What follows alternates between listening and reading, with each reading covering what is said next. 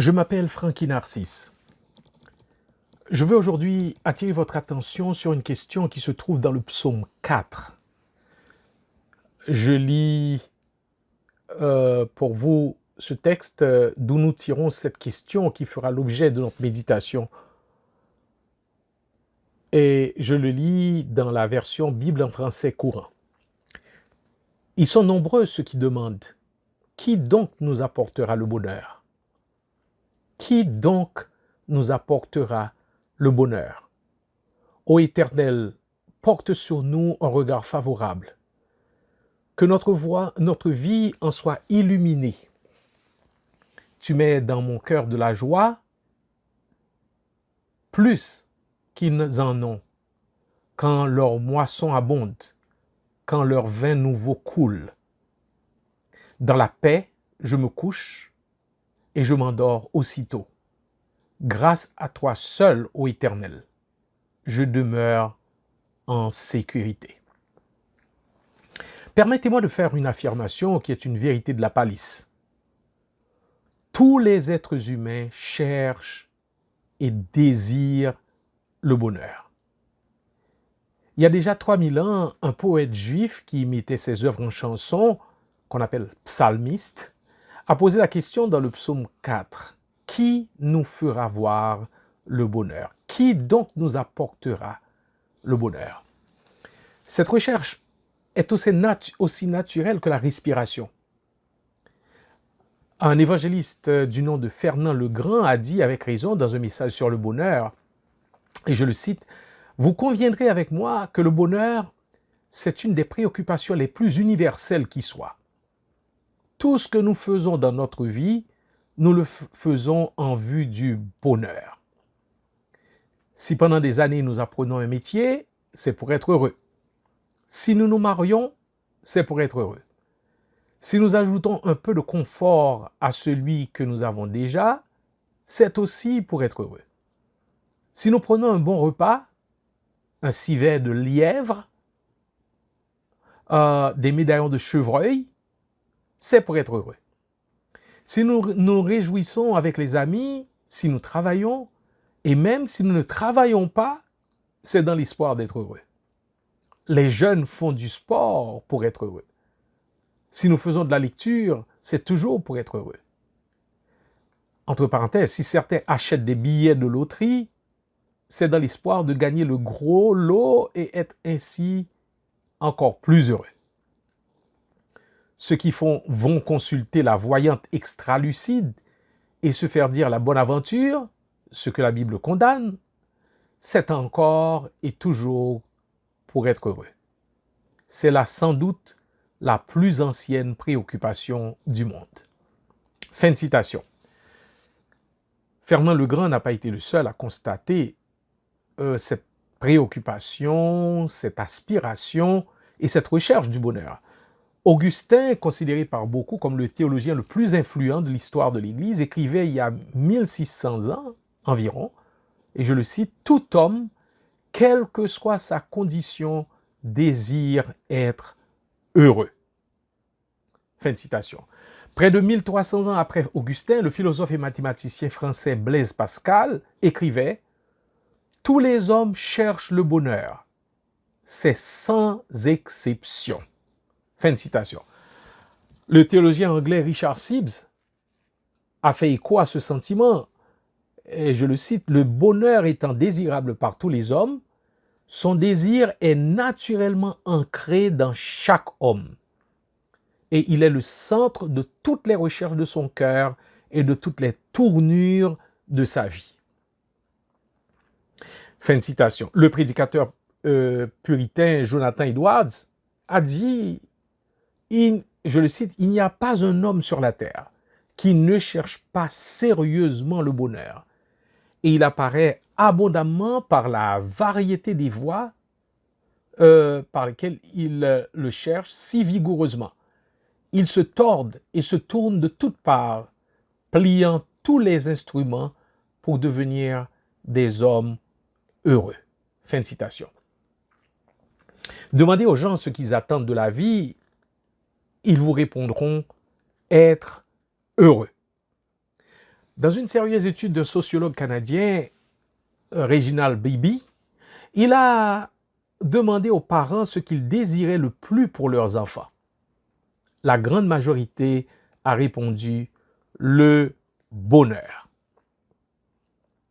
Le philosophe français Denis Diderot disait essentiellement la même chose. Il n'y a qu'une passion, la passion du bonheur. Fin de citation. Eh bien, le psalmiste, il y a déjà 3000 ans, posait la question.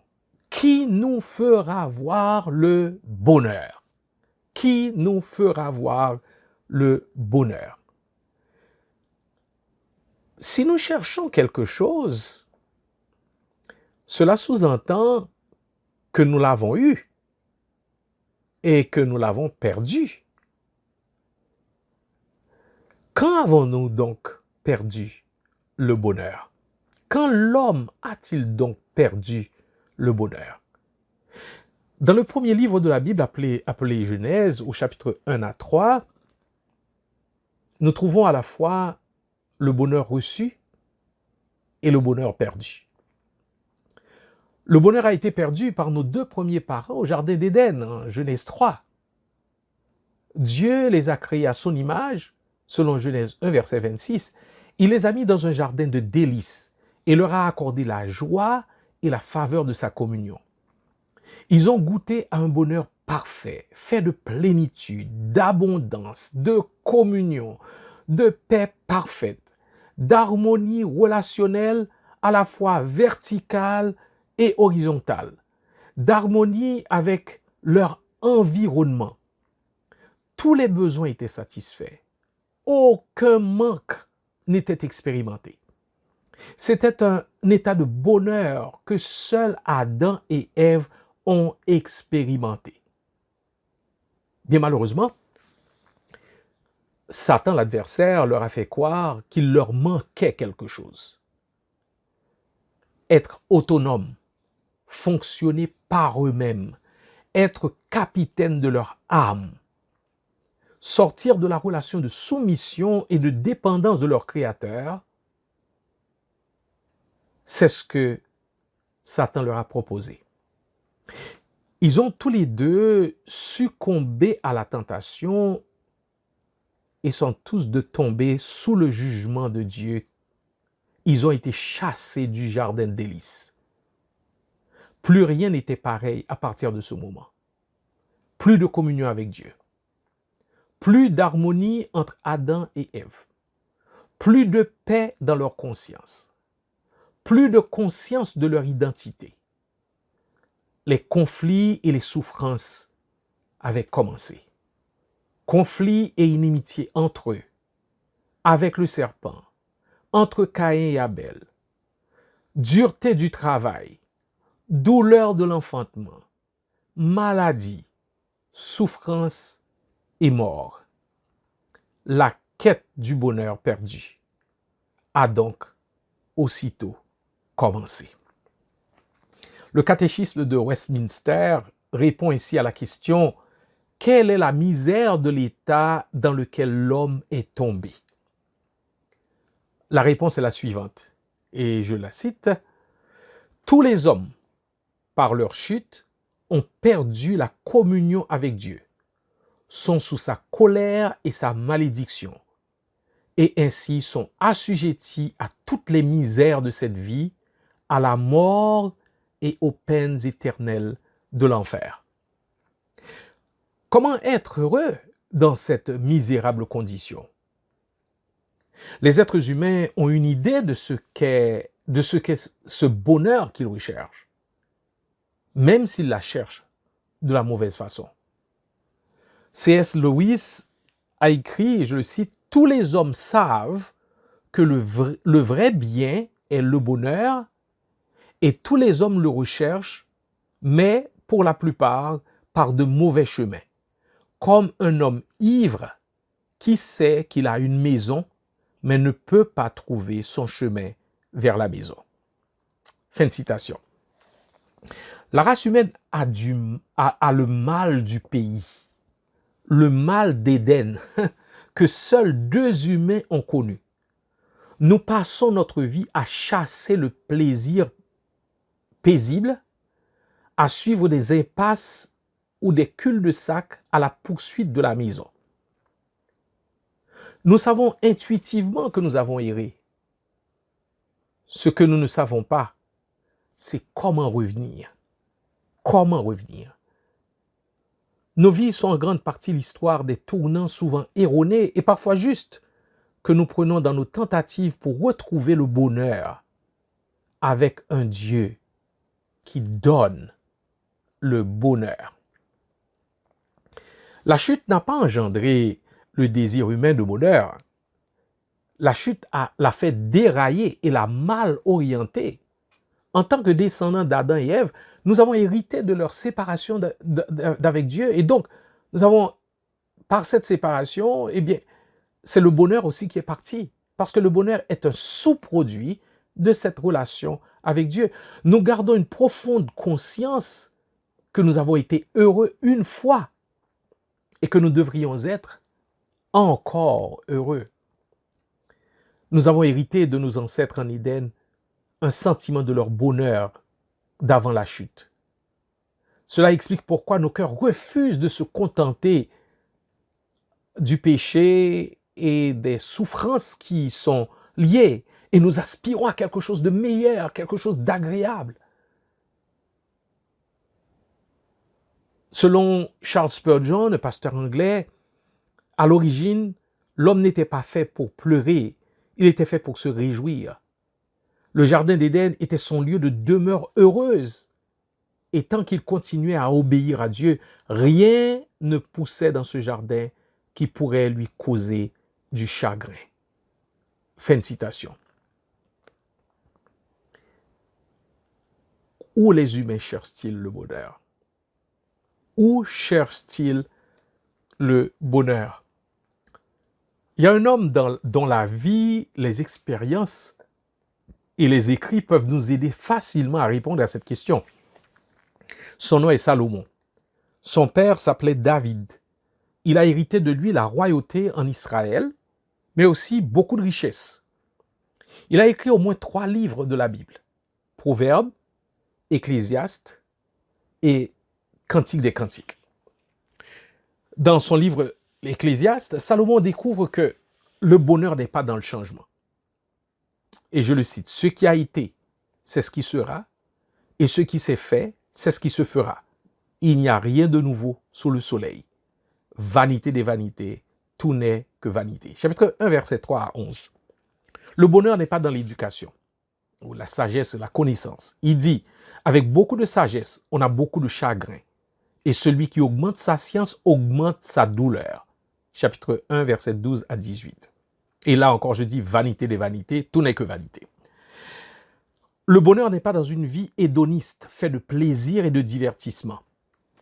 Salomon dit: j'ai dit en mon cœur, allons, je t'éprouverai par la joie, et tu goûteras le bonheur. Et voici, c'est encore là une vanité. J'ai dit du rire insensé et de la joie. À quoi ça sert-elle? Je résolus en mon cœur de livrer ma chair au vin, tandis que mon cœur me conduirait avec sagesse, et de m'attacher à la folie jusqu'à ce que je visse ce qu'il est bon pour les fils de l'homme de faire sous les cieux pendant le nombre des jours de leur vie.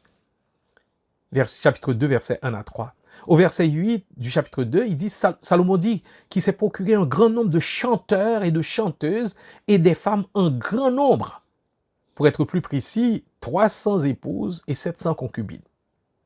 Eh bien là, et encore, c'est vanité des vanités, tout n'est que vanité. Le bonheur n'est pas dans les grands projets.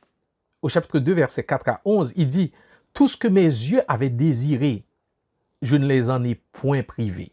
Je n'ai refusé à mon cœur aucune joie, car mon cœur prenait plaisir à tout mon travail, et c'est la part qui m'est revenue. Puis j'ai considéré tous les ouvrages que mes mains avaient faits, et la peine que j'avais prise à les exécuter.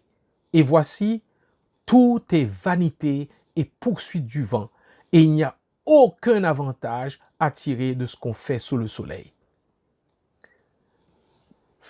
Nos projets peuvent être beaux et utiles, mais si nous en faisons la source de notre bonheur, nous allons être désappointés.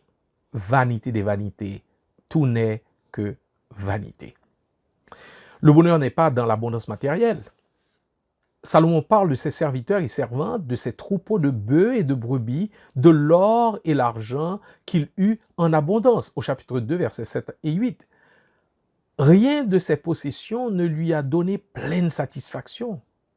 Encore, vanité des vanités, tout n'est que vanité. Le bonheur n'est pas dans le travail.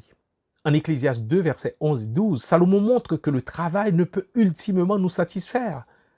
Et au chapitre 2, versets 13 à 16, le travail ne sépare vraiment pas le sage de l'insensé, qui les deux seront vite oubliés. Encore, vanité des vanités, tout n'est que vanité.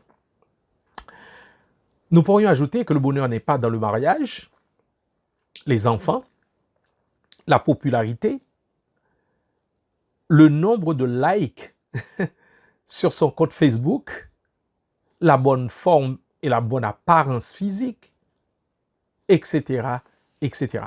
Ce bonheur après lequel on court ne fait qu'échapper à l'être humain à mesure qu'il cherche à l'atteindre. C'est comme un chien qui court après sa queue. Il n'arrive pas à l'attraper. Christophe Maé l'a exprimé dans une chanson très populaire dans le temps, une chanson qui a pour titre « Il est où le bonheur ?» Il énumère dans cette chanson toutes les voies par lesquelles il a cherché le bonheur, pour finir simplement avec un « il est là ». Il est, sans aucune précision sur cela, ni sur ces 3 points de suspension qui suivent « il est ». C.S. Lewis, un homme de Dieu de l'Angleterre, explique ceci avec justesse, et je le cite. Dieu nous a créés, il nous a inventés comme un homme invente un moteur. Une voiture est faite pour fonctionner à l'essence et elle ne fonctionnerait pas correctement avec quoi que ce soit d'autre. Maintenant, Dieu a conçu la machine humaine pour qu'elle fonctionne avec lui. Lui-même est le carburant que nos esprits ont été conçus pour brûler, ou la nourriture dont nos esprits ont été conçus pour se nourrir. Il n'y en a pas d'autre. C'est pourquoi il ne sert à rien de demander à Dieu de nous rendre heureux à notre manière, sans nous soucier de la religion, c'est-à-dire des choses spirituelles. Dieu ne peut pas nous donner un bonheur et une paix en dehors de lui-même, parce qu'il n'est pas là. Il n'y a rien de tel. Louis dit aussi, il y a une difficulté à être en désaccord avec Dieu. C'est comme couper la branche sur laquelle vous êtes assis. Fin de citation. Ce qui fait conclure à Alvin Alcorn, et je le cite, je vous donne une dernière citation, parce que quand je ne peux pas exprimer mieux une pensée, eh bien, autant prendre celle de quelqu'un qui l'a bien exprimée, en lui donnant tout le crédit. Eh bien, et Alvin Alcorn dit ceci, nous sommes libres d'être malheureux. Nous sommes libres de chercher le bonheur là où il est introuvable. Ce que nous ne sommes pas libres de faire, c'est de réinventer Dieu, de réinventer l'univers ou nous-mêmes pour que ce qui ne vient pas de Dieu nous apporte le bonheur. Fin de citation. Nous poursuivrons demain notre réflexion sur cette légitime aspiration du cœur de l'humain qu'est le bonheur. Nous nous poserons 2 questions essentiellement. Pourquoi avons-nous perdu le bonheur? Et comment obtenir le bonheur? D'ici là, pourquoi ne pas demander honnêtement à Dieu de venir te rencontrer dans ton lieu spirituel propre? Tu es peut-être foncièrement malheureux ou malheureuse en dépit de toutes les voies par lesquelles tu as jusqu'ici cherché le bonheur. Ton Créateur n'est pas indifférent à ce que tu es en train de vivre. Il est venu vers toi en Jésus-Christ qui a dit « Je ne mettrai pas dehors celui qui vient à moi ». Jean 6, verset 37. C'est de lui dont a parlé le prophète Ésaïe qui a dit qu'il ne casse pas le roseau déjà plié et n'éteint pas la lampe dont la lumière faiblit. Matthieu 12, verset 20, dans la Bible en français courant. Va donc à Jésus qui a 9 fois dit en Matthieu 5, les versets 1 à 12, heureux, heureux, heureux, heureux, heureux, heureux, heureux. Et qui a parlé d'une manière bien différente, qui a parlé du bonheur d'une manière bien différente d'Hollywood, des psys d'aujourd'hui, des maîtres à penser de ce monde. Crie donc à Dieu ta misère avec franchise, avec sincérité. Il t'entendra, je te l'assure, il t'entendra si tu t'adresses à lui avec un cœur sincère, un cœur ouvert, un cœur transparent. Il t'entendra et te révélera dans sa parole ce dont le bonheur n'est que le produit. Une relation vivante, personnelle et dynamique avec lui. Va lire Matthieu chapitre 5 à 7 et tu découvriras ce dont je suis en train de te parler. Va lire l'évangile de Jean. Je fais référence souvent à l'évangile de Jean parce que on ne peut lire l'évangile de Jean sans découvrir qui est Jésus et ce qu'il offre dans une relation personnelle avec lui. Alors va donc le faire. Tu m'en donneras des nouvelles. Que Dieu te soit en aide.